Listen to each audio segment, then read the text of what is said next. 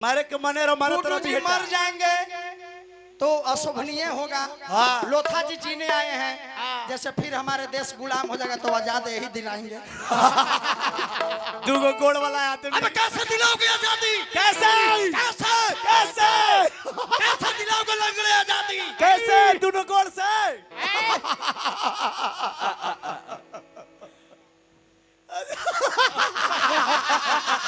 ना मतलब के अरे भैया ये तूने हक मुंह तो नहीं यार। गीत संगीत है, कौन मर जाते कौन धंस जाते, ये लग रहा है कि पूरा जबले धरती रहेगा ना हाँ तबले ही बेचारा जिंदा रहेंगे। हाँ जी वो अमर हो गया है। अपना ही कह रहे कि मरना सत्य है तो गुड्डू जी भी नहीं मरेंगे। मुकेश लोथा जी आपको मरना है, एक दिन समय पाकर हम सबको मर जाना है। पाप और पुण्य दोनों को पी जाता है। हाँ। उसी को हम पियावा कहते हैं। बलमुआ किसे कहते हैं? किसे? बल मुआ। मुआ। इस शरीर में जो बल बा हाँ। ओकरा के हरण कर लेवेला, हाँ। मुआ देवेला, हाँ। ओकरे असली बलमुआ कहते हैं। भतार किसे कहते हैं? किसे? अरे वह सब कौन भतार है? कौन? ये कहिए तो रोटी खिया दे, हाँ। ये कहिए तो भात खिया दे, हाँ। आई है कहिए तो पेलावो खिया दे। लेकिन हाउ जोन भतार बा ओकरा के असली भतार कहल जाला। हाँ। जे भाव से तारते हैं ओह उसी को असली भतार कहते हैं। ये सब तो आएगा नहीं। केवट ने राम को पहचान लिए। हाँ। राम जी बोले कि केवट तुम मुझे कैसे पहचान लिया? कैसे? केवट बोला कि प्रभु प्रभु जो भी आता था मेरे नदी के किनारे धिक्कार कर बोलता था, अरे मला इस नदी से वह पार लेकर चलो चलो। लेकिन आप आए रघुवर प्रभु मधुरता के साथ बोले, मैं जान गया कि प्रभु कहाँ था। हाँ जी हम ये बहुत सागर पार करते नहीं रहुआ हो बहुत सागर। राम और केवट में संवाद हुआ भाई कि मैं इस नदी भाव से पार कर रहा हूँ प्रभु, मेरा समय आएगा आप भाव से मुझे पार कर दीजिए। हरेंद्र चाचा से आग्रह करम की कलाकार के धरोहर बानी रहुआ, आई एगो पुष्प हार से स्वागत। जय हो जय हो जय हो जय हो जय मालवती आई चाचा।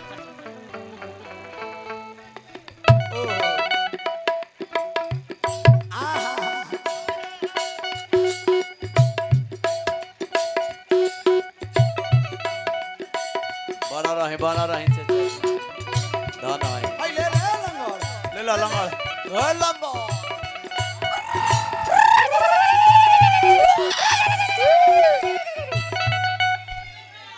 ज्यादा तो कि हार्ट अटैक न हो जाए। खाली 10 रुपया ऐसे ऐसे छिटाई देते ऐसे ऐसे 10 रुपया छिटाई देते ऐसे ऐसे। बड़ी पुरस्कार मिला है ले तो दादा अगलो पुरस्कार। चले थे करा कि कॉमेडी करता है गुडुआ, हाँ कॉमेडी करके हाँ। सब कहियो बेकार कर ले नहीं हो। तब 2 साल से आंधी बंडो वाला आंदे ले मार्केट में बढ़िया बढ़िया ब्याज तो बेने फेर दी। सही अरे तनी ने बरसातवा में प्रोग्राम कम होले रियाजवा कम है भैया तो डिस्टर्ब होली तो बड़ा हरी चुटकुला कही। सुनो गीत का आखिरी पंक्ति सुनो मास्टर।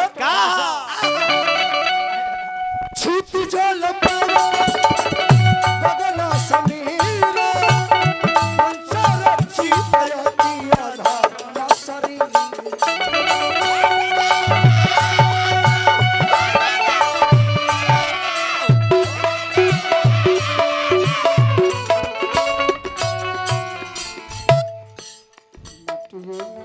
मिल जा इतना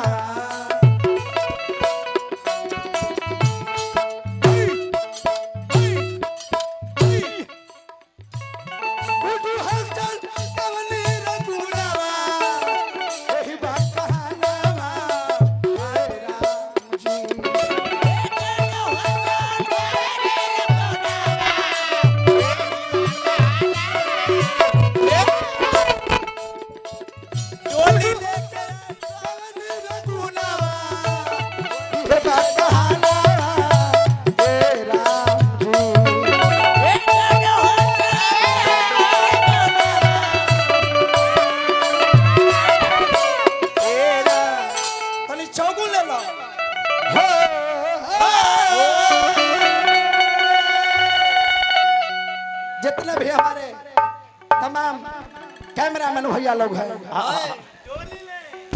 चौगुन के भाव है जे भोजपुरिया घाटी के माटी के चीज कहल जाला। अरे ढोली लेके अरे अइले सजाना और लेके गवानवा अरे बोले हो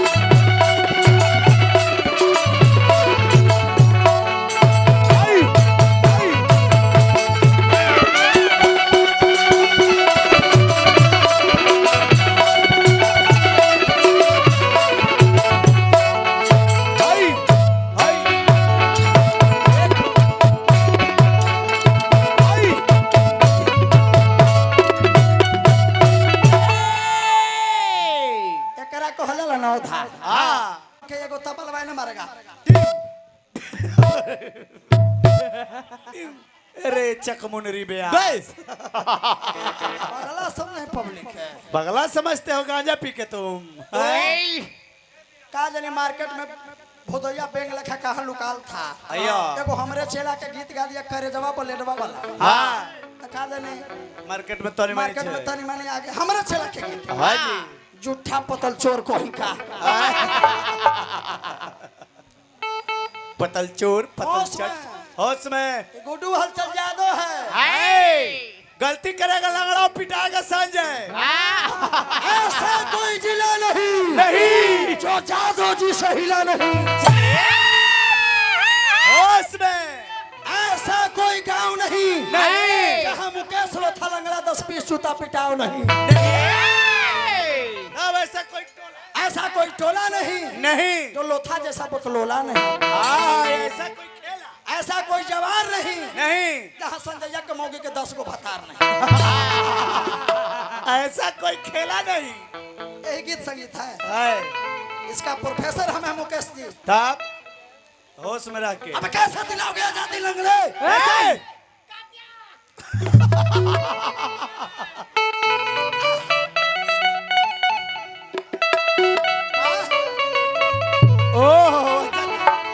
चाचा के तरफ से 500 रुपया का पुरस्कार आई। हम भगवान से यही आग्रह करो कि चाचा जौना पद प्रतिष्ठा पर बानी पद प्रतिष्ठा जीवन भर बरकरार रहो। मास्टर एगो चाचा जी फरमाइश करने है एक दिन नदी के तीरे गाने।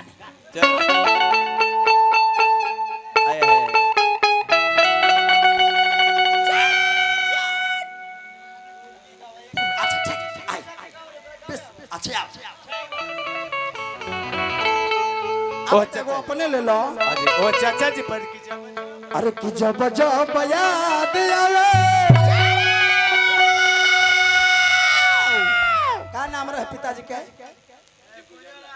कुंजे राय। अरे कुंजे राय चाचा के अपना बनाया हुआ गीत गाइए। हाँ जी अचके में तो सब गा बता। इस सुदर्शन व्यास जी हमारा मगध सम्राट सुदर्शन व्यास जी अचके में घोटले घटाना 15 बरस 20 बरस गा के मार्केट में घिना दिए हैं। वही चीज के अभी ढोने चल रहा लंगड़ा लुल्हन अचके में घटले घटाना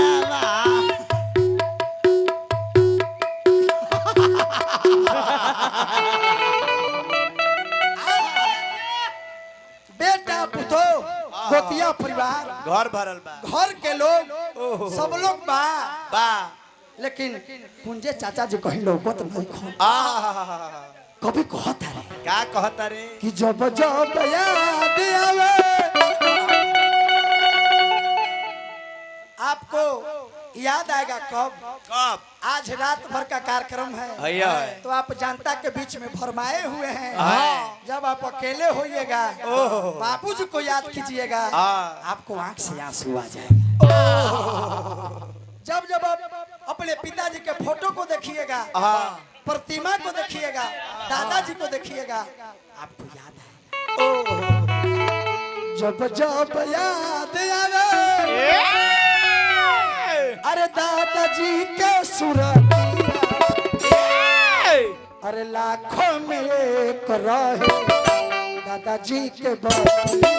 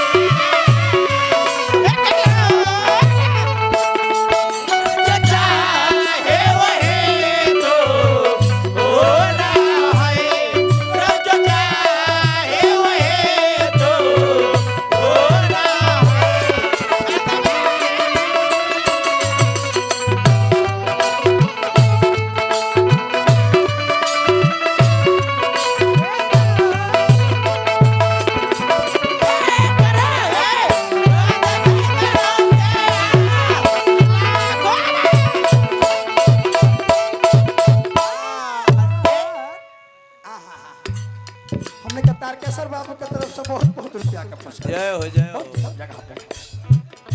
बेटा दमाद रोवे और पोती पोता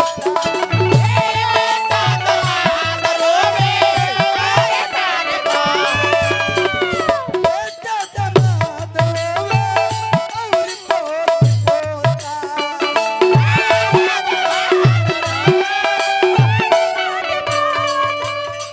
कलाकार है भैया रियाज छूटा हुआ है आप सब लोग भली भांति जानते होंगे लेकिन हो जाता है कभी कभी हाँ। तो लोग हंसने लगता है। अरे मैं गुड्डू हलचल हूँ वागले वागले वागले यहाँ से भाग ले नहीं तो गुड्डू हलचल यादव आज तुझको दाग ले और नहीं तो बाले बच्चे के मारेंगे करके पागले भाग वागले। जितेश मुखिया बहुत बहुत रुपया का पुरस्कार मुखिया जी। भगवान से प्रार्थना करो कि अबरी मरवा जिला परिषद हो जाए। जय हो जय हो। ओकरो बाद हो एकर बाद रवा विधायक हो जाए। ओकरो बाद एकर बाद रवा मंत्री हो जाए। ओकरे आगे गुड्डू राय मुस्तफा आहा तनी फरके बहुत रुपया दे तनी रवा। जय हो। बेटा दामाद रवे औरी पोती पोता पोता। बेटा दामाद रवे औरी पोती पोता बेटा दामाद रवे औरी पोती पोता आज चक्के में छोड़ देना पिंजरा से तोता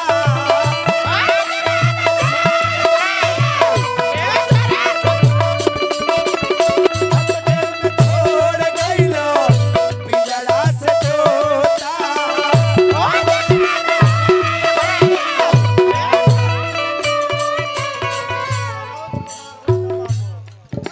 माल मिलल बा रुक जाए। सनोज कुमार मुस्तफापुर जय हो। 500 रुपया का पुरस्कार। भाई मुकेश जी आपको शर्म लगना चाहिए। अब तो लंगड़ा के हार्ट अटैक हो जाई। गुड्डू हलचल के पॉकेट भरा था झरा था झाड़ता आ देख के लंगड़ा ओने जरा था।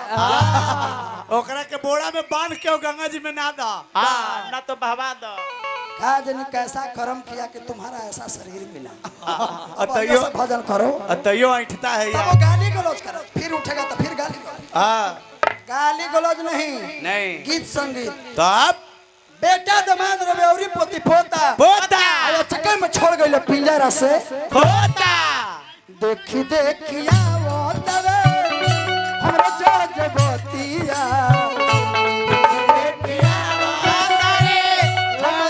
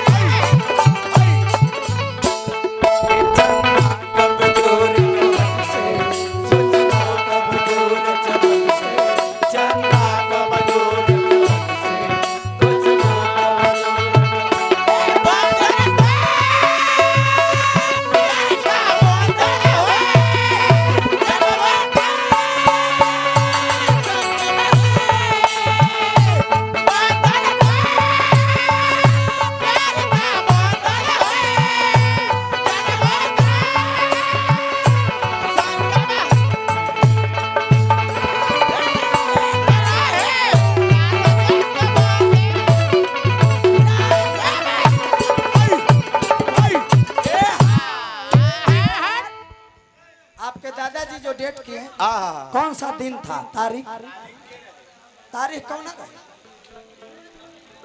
कोई के याद बताएं। 11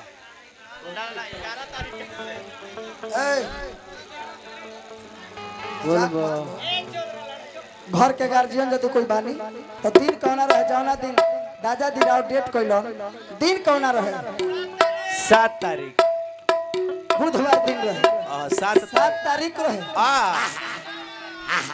जय हो रे 7 हो तारीख रहे बुधवार दिन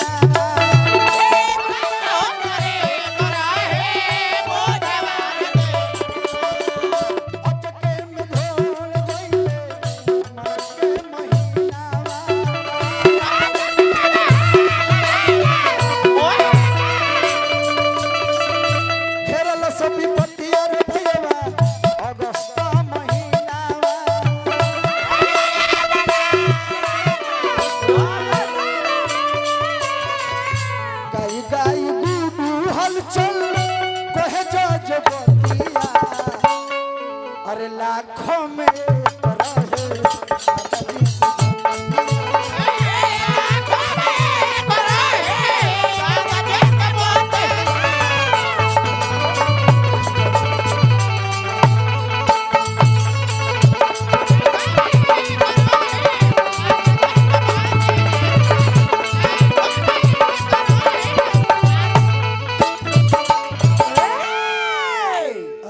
लाखों में एक रहे